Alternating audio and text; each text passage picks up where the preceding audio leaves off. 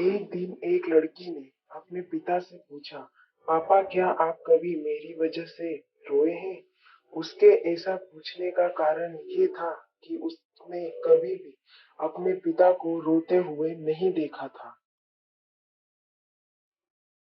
इस सवाल के जवाब में पिता ने कहा, हाँ, एक बार ऐसा कुछ हुआ था जब तुम्हारी वजह से मैं रोया था।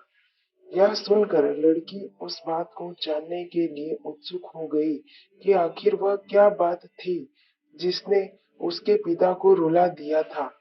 इस उत्सुकता को शांत करने के लिए पिता वह किस्सा सुनाने लगा। बात उस समय की है जब तुम 8 माह की थी। एक दिन मैंने तुम्हारे सामने 3 चीजें रखी, एक पेन, एक सिक्का और एक खिलौना।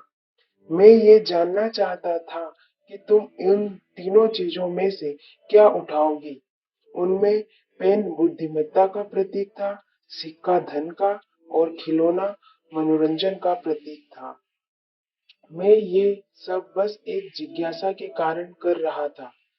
मेरे लिए ये जानना बहुत रोचक था कि मेरी बेटी के लिए आगे जाकर क्या सबसे अधिक मायने रखेगा। मैं तुम्हारे सामने बैठकर बेसब्री से तुम्हारे अगले कदम का इंतजार कर रहा था। मैंने देखा कि कुछ देर बैठकर तुम उन चीजों को देखती रही, फिर घुटने के बल पर चलते हुए उनकी ओर बढ़ी।